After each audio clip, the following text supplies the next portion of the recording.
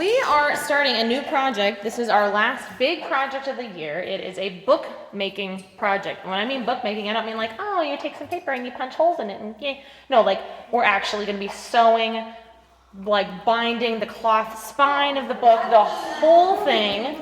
And who has seen like an antique book that has that kind of like wiggly wavy pattern on a paper that's like in one of the end papers of the cover? You ever seen that? Like this really old and it kind of looks like wavy. That's called paper marbling, is what it's called. And it, in a lot of different cultures have different ways of marbling paper, from like Ukraine and Poland and Japan as well. We're actually going to do the Japanese style of paper marbling, which is called Suminagashi. And that's where we have these little things of ink. And I'm going to show you how it works with a demo on my screen here. So if you can't see the screen, get to a spot within reason that you can see the screen. And you're gonna actually remove the tubs from the tote because you won't be able to access them if they're in the tote. Just kind of keep the caps all, you can put the caps back in the tote and kind of set them off to the side. Don't worry about the quantity of ink. I have lots of ink, but it really doesn't take very much to do what you're doing. So what you're gonna do is you're going to take a toothpick and just kind of put one in each color. And that is going to be like your toothpick for that color. Oh, there's one thing that I forgot to pass out to you guys. And these are, they call them float papers. I really don't know why. So it's a little, I'm going to give two, and then I'll have you pass these out. What they do is you put one in each tub of water, and that kind of helps. That's your target. This is where you're going to try and drop the ink. Okay, green team, y'all are on another planet. Are you even paying attention? Okay. So this is what you're going to do. You're going to take like some ink from, say, the blue tub on your toothpick there, drop it onto the little paper dot. She's passing out the paper dots right now. They're called float papers. I think they're specially coated, and they're made so that they don't just sink. They float. I guess that's why they call them float papers. Okay, so can you guys see the blue on there, or is that just too faint? Oh, gosh. Sorry. Y'all tell me these things. Let me see if I can adjust the exposure on here. If I lower the exposure, the color might be a little bit more visible. Whoops. Can you kind of tell that a little bit more? Okay, so now, like let's say I do blue. Now on the dot as well, I'm going to add some yellow. And the different colors kind of push other colors out of the way. And we're using toothpicks because I have like a set of these that they have these big droppers, and it's kind of hard to control. You have a lot more control with the toothpicks. So we'll add some dots of yellow, then maybe another color. I might go in and add some red. Well, you add it to the float paper, but ooh, it does kind of like spread out like that. Can you guys kind of see that? That's really hard to. It looks like it's just invisible on the water, but you can see it better when it's on the paper, and I'll show you how that works. Oh man, I see all those colors in water. You can kind of see it on the screen. You'll see it more clearly when you start to do it on yours. Then you might add like contrasting colors. You could go in rainbow order, or you could go like opposite colors in order, however you want to do it. Let's all make brown.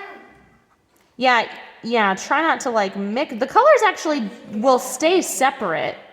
They actually stay pretty well separate. Okay. Now I'm going to add some orange. I know it seems like it takes a while, but it's going to take. Can you guys see how the orange is pushing the green out of the way? This is special ink. You can't just do this with any paint at home. If you wanted to replicate this on your own at home, you would have to have this tray filled with like liquid starch. It's something that people don't typically use very much anymore nowadays, but it used to be really common for people to starch their clothing. And you can still buy like liquid starch, and it's this really weird gooey stuff. And you would fill a tray with that, and then you can like add watered down acrylic paints and put that on top. What is that? That's the black. You can really see the black really easily. But like look how the red just like pushes the black out of the way. So this is what this ink does. That's specifically, so it's not just any paint. It's ink that's specifically formulated. Make the water look cool or Say what? are you supposed to make the water look cool? So the point is not about making the water look cool. The point is what we're going to put in the water in just a minute. So I'm gonna keep adding colors. Whoop, trying to not make it look really bizarre. But you're not gonna achieve like perfect concentric circles with this, just FYI. If you're trying to go for that, it's just the little float paper tends to like have a mind of its own and just go all over the place. But again, if you wanted to replicate this at home, you would use like really junky, like watery craft paint, honestly, is what works the best. And you would even water that down further. And actually, if you sort of hold the toothpick in place a little bit longer, you also get more of the ink off, just so you know. So you don't have to just do this quick blop. You can kind of hold it there for a little while. I'm gonna add some more blue. Cool. It looks like there's oil in the water. It does. So the density is the thing here. You guys know how oil floats because it's less dense than water. So that's one of the ways that they've specifically formulated this ink, is to actually make it less dense than the water itself. Now the only trick that you might have, the only problem you might have is, anybody have really hard water at their house? Anybody have really hard water? What's hard water? No, it's not water that's not liquid, you troll. It just means you have a lot of minerals in your water, but it's not great. So anyway, if you have a lot, like super hard water where you have a ton of minerals in your water, you might have a hard time with this specific Suminagashi kit, because the paint is not going to want to float, because then the paint is, anyway, it just changes the density and stuff anyway. Yeah, so I haven't completely filled up the surface of my tray here, but you kind of get the idea. Then you might take another toothpick. I have a spare one here. And you might just really slowly draw some lines. Can you see how it sort of changes the shapes there? Yep. And you might even sort of gently blow on the surface there. I'm going to do a little experiment. I'm going to see if you can, oh, look at that. You don't even have to do it on the float paper. Haha, that's fun. Yeah, I'm like such a rule follower. I like to follow the instructions, and the instructions were like, use the float paper. So apparently you can just do it right in the water. That's cool, if you're using a toothpick anyway. So you can do little dots everywhere. You can, see, look at that. That's fun. You can just, whatever, go for it. Don't even have to use the float paper if you don't want to. This has been Breaking the Rules with Mrs. Words. Thank you for joining us in class today. Okay, so the real magic comes when you actually do the step with the paper. Once you kind of get, and you want to make sure that almost the whole surface of your paper is filled as much as you can. Do some little designs, do some little wavies here, blow across the surface. You don't want to mix things up too much. If you do, it's going to look kind of strange and too blended. I'm going to get that little dot out of the way because I don't really want that in the design. Okay, now, here's the next step you're going to do. You're going to okay, now watch this magic here. You're going to need some paper towel. I'm gonna like prep a paper towel to the side. You'll take like two paper towels, and then take one for blotting. Okay? You're gonna take a piece of paper. You're gonna gently lay it in the tray. Now, what do you think it's doing? Oh, this isn't even the cool part. Okay? Doesn't it look easy when it's wet though? You lift it off. Okay. Now I'm just gonna really quick lay this on the paper towel that I've prepared. And I'm just gonna use another paper towel. Talking about the papacy in Rome. Yay. Yeah. Paper towel. Lay it on the paper towel and then you lift it up. And this is what you get. Right? And now you people on the screen are like, I can't see. Look at that. This is wet. Look at those designs. Yeah. So, then for this, yoo-hoo, whoa, whoa, whoa, cowboys and cowgirls. Okay, what? You have got a secret message in the paper. Oh, okay. Anyway, when you're done with these, we're going to like lay them way over on the far side of the classroom to dry. These will not go on the drying rack like this, okay? Now, before you start, what do you think is going to be massively important for you to do with these papers? Put them on the drying rack. Yeah, to write your name on them, okay? Because these are all going to look really similar.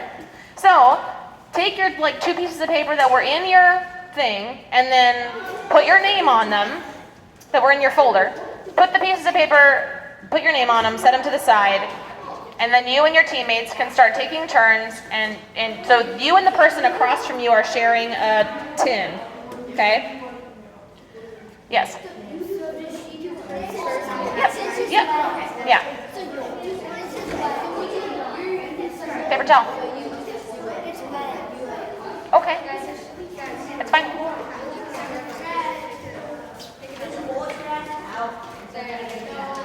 Okay, so here's a tip, folks. Here's a tip. Now, I just picked up all that ink, so there's no more ink on my tray because your guys's papers are like the exact size of your trays. So there's now no more ink on this. So now the next person, you and the person across from you can take turns. But there should be, if everyone actually focuses, there should be enough time for everyone to make 2 prints at least. All right?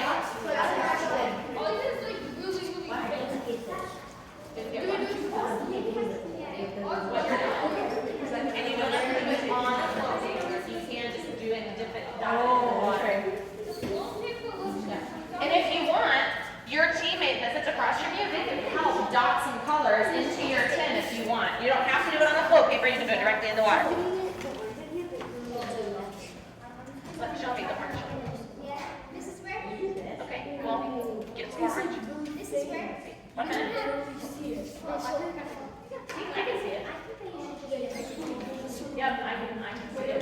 Do another color, and then I think you'll be able to tell us there. Oh, sorry. I was looking at your guys' table going like, where's their ink? Come on down. I know, I took it for science purposes. Well, demonstration purposes. Wait, so this is what? It's not like we're going to do. You can't see anything. I think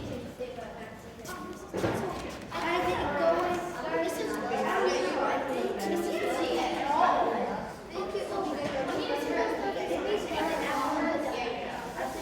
Yeah, so you guys take turns.